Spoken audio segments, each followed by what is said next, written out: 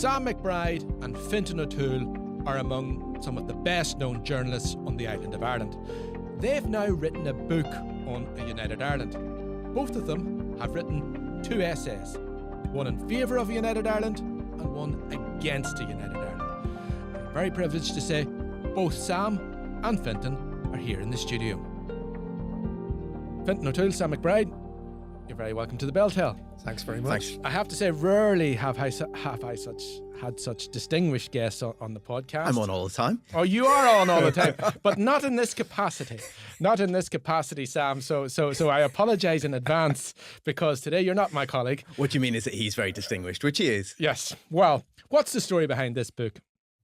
Well, it's something that I was approached about, I think, almost 2 years ago. And when I first got asked about it, my initial reaction was no. I'd done one book in my life. Fintan will tell you how many books he's done, more than I can even remember. But I did one book. It was a heck of a lot of work about the RHI scandal. And ever since then, I thought, no, I've too much going on. I don't want to do this. And so my initial reaction was no. And then it was the concept of the book that really grabbed me. And it was this idea that you would argue in a book for a united Ireland and then argue the exact opposite of what you had just put down in print against the united Ireland. And that I would do that and that Fintan would do that. And Fintan obviously is somebody who, I mean, he's been a journalist for longer than I've been alive. He's extraordinarily experienced. He's obviously from the other side of the border. So there's a different generation. We've got different backgrounds. We work in different jurisdictions. We have different generations. There's all of these things. But actually, what we're trying to do here is honestly look at this question that has vexed our politics. It is at the heart of our politics, and yet which actually, when you look at it in this way, practically, what would it mean? What are the good bits? What are the bad bits? What do we need to worry about? What do we need to get excited about? Actually, you realise we don't do this very often. Fintan, when did you come on board? So I think around the same time, so this really came out of a much bigger project that's the Royal Irish Academy are doing with Notre Dame, as they call it in America. I always say Notre Dame because I'm European, but university. And it's a thing called the Aaron's Project. And it's really kind of, I suppose it's, to be frank, a sort of an academic project, which is kind of, doing a lot of excellent research on different areas of, of all Ireland policy. And it has done a kind of tracking series of polls and surveys and focus groups. And so there's a huge amount of material there.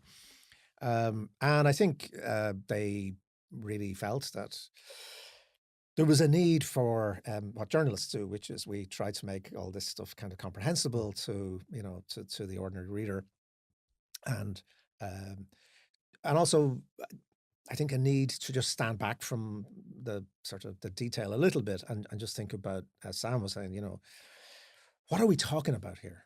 Because it's one of those issues that an awful lot of people have very strong feelings about, but perhaps not an awful lot of people have really thought in detail about what does it mean for the education system? What does it mean for a health system?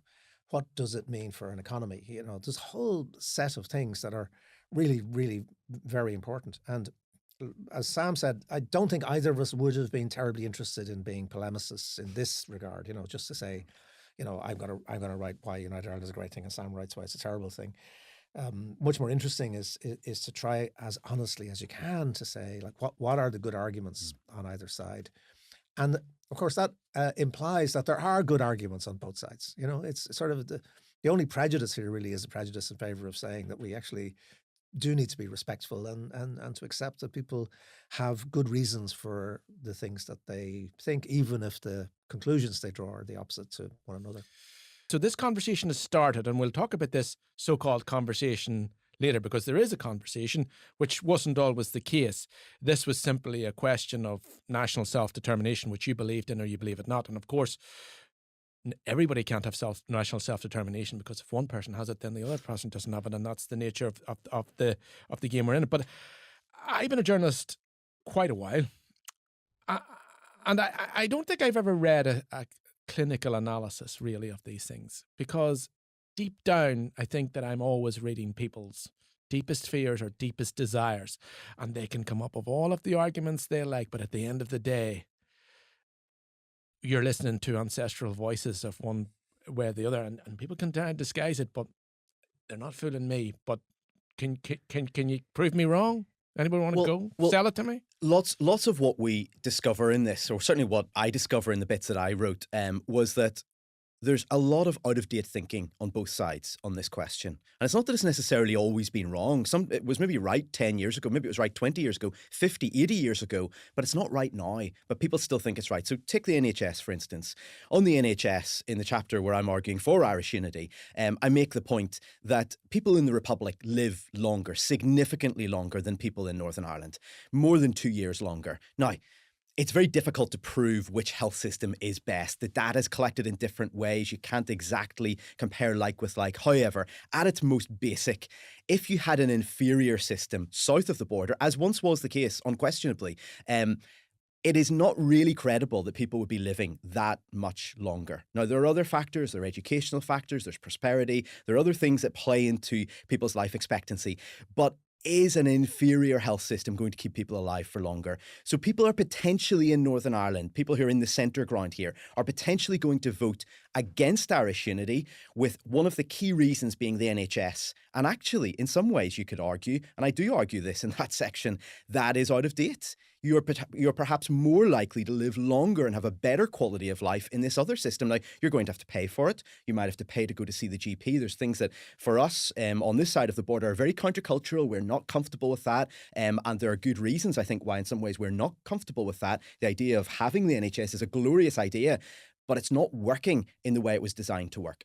And we see that in debates now. We see northern politicians saying, well, we need to keep the NHS, or at least until recently, and people tweeting back and say, well, no, I'm not prepared to put up with a lowering of standards. The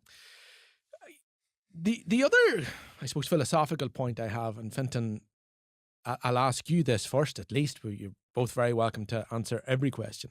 Can you really argue both sides of an argument? And if you do, and if you can, how can both sides be true? Well, because maybe the truth is complex.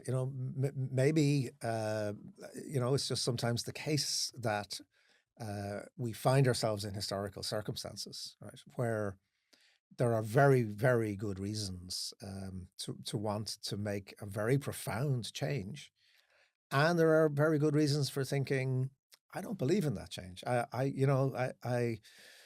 You're making an emotional appeal, which is based, as you said, on maybe ancestral voices. But does it stack up? And so, I think there are two things here. The normal thing you'd be trying to do, and I'm an opinion columnist, right? I have loads of views about everything. That's what I do most of the time. But this was a sort of different sort of exercise, which is to say, I'm slightly scared, right? Which is, I'm 67.